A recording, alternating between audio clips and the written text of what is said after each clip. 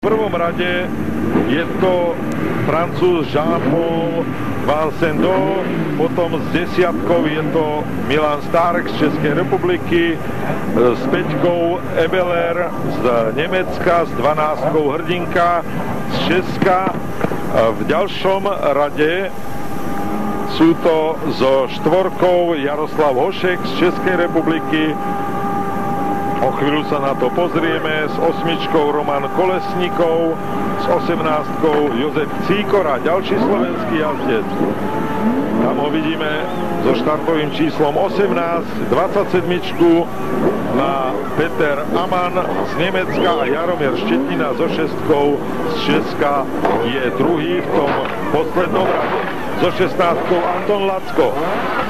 Na všetko je pripravené na odštartovanie tejto divízie, v ktorej zatiaľ si v tých kvalifikačných jazdách najlepšie počínal Francúz Jean-Paul Vincent, druhý bol Čech Stárek. No ale pozrime sa na štart, pretože Ivan Lesnivý už dal voľný priestor a je odštartované. Po pravej strane Lacko sa dostal na prvú pozíciu. Je to veľmi pekné. Veľmi pekný boj, zaujímavý, dokonca také zaúzlenie, že 3 bukiny tam ostali zakliesnené do seba so 16, čo je dôležité. Je vpredu Anton Lacko. Anton Lacko na prvej pozícii, čo je zatiaľ veľmi dobré. Je to už veľmi pekný úspech, že sa dvaja naši najlepší autokrosári dostali do finálových jazd a od štartu, že dokázal Anton Lacko odísť svojou Audinou. Dúfam, že vydrží do konca a že nespraví jazdeckú chybu a že mu auto vydrží. Teraz sa na ňo tlačí Milan Stárek, ale čo je dôležité, aj Jozef Cíkora na 3. pozícii. To je veľmi pekné umiestnenie zatiaľ, pravda? Ešte do konca pretekov je veľmi ďaleko, 6 kruhov. Anton Lacko však musí odolávať tlaku Milana Stárka. Každý jazdec vie, že od cieľa, od štartu, ako musí všetko preto spraviť, aby tú pozíciu si vylepšil, lebo keď sa to už rozťahne, je to ťažké a Cíkorovi sa to podarilo. Je to fakt veľmi pekné miesto, ide už na 3. Áno, stále je na 3. mieste a na 1. mieste Anton Lacko.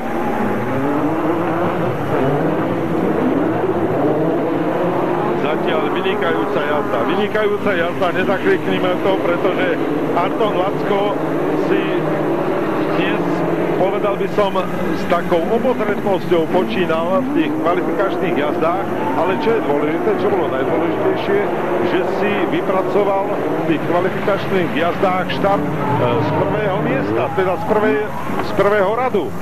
A túto pozíciu využil dokonale, pretože po pravej strane sa už po štarte dostal na to 1. miesto. Stárek zatiaľ ako keby si strážil tú svoju pozíciu. Treba poznamenať, že z 3. miesta klesol Jozef Cíkora na 4., pretože Jean-Paul Vincent sa dostal na 3. miesto. Francúz, mladejší bronzový medailista v seriáli majstrovstiev Európy. Ale Anton Lacko, tu ho vidíme, zatiaľ kontroluje tú prvú pozíciu.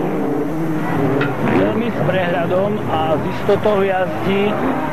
Vidieť na ňom, že je kľudný, vyrovnaný. Dúfam, že to vydrží, čo už nemôžeme povedať o Cíkorovi, ktorý spravil jazdeckú chybu z výjazdu, z cieľového výjazdu po cieľovej zákrute a vynieslo ho a dostal sa cez neho, myslím, keď dobre vidím, Hošek. Hošek sa dostal a dokonca je tam aj Štetina pred ním ešte. Sa prepadol. Áno.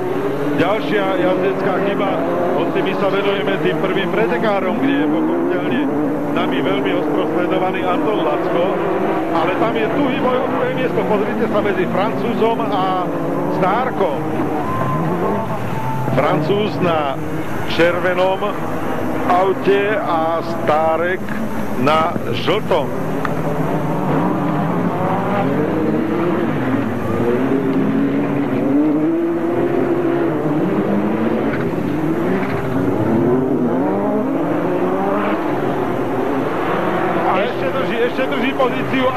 sa dostal na prvé miesto.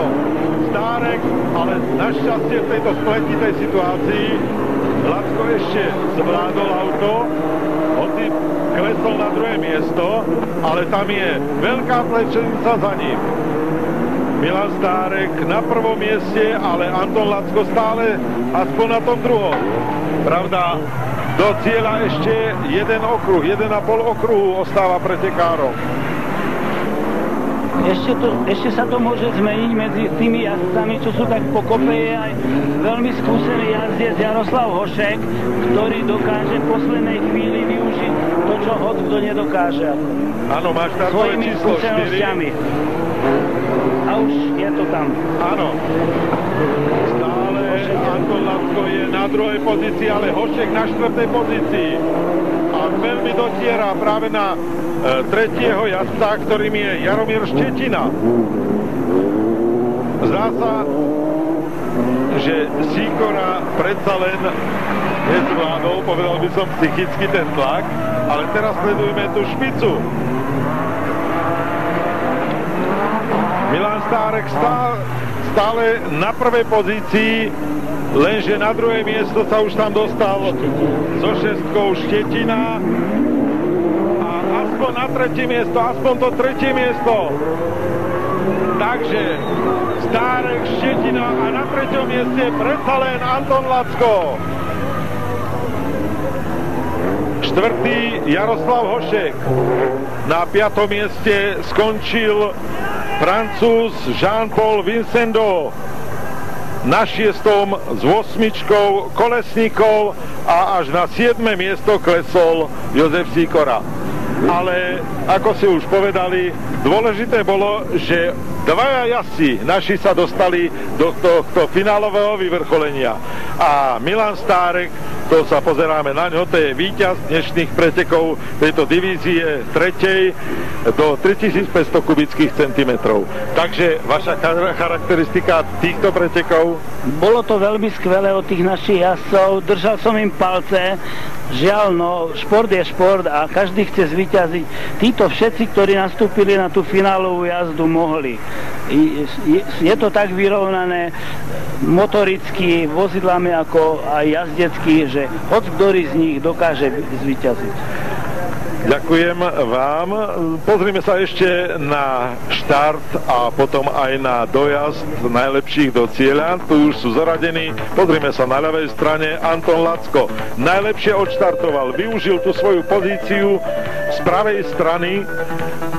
Prvej pozícia hneď sa natlačil do prvej zákruty na prvom mieste. Tam vzadu bola pochopiteľne tlačenica a Anton Lacko, pretože túto trať veľmi dobre pozná, veď chodieva sem aj trénovať, tak využil tieto svoje znalosti a schopnosti, dostal sa na prvú pozíciu a čo bolo podstatné, práve držal v napätí divákov tu v Žitavanoch vlastne takmer do konca pretekov.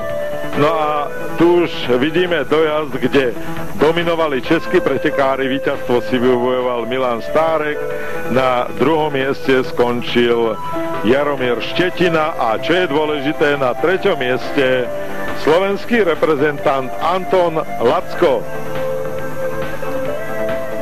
Pochopiteľne, že fanúšikovia tu sa tešia z toho, že Anton Lacko si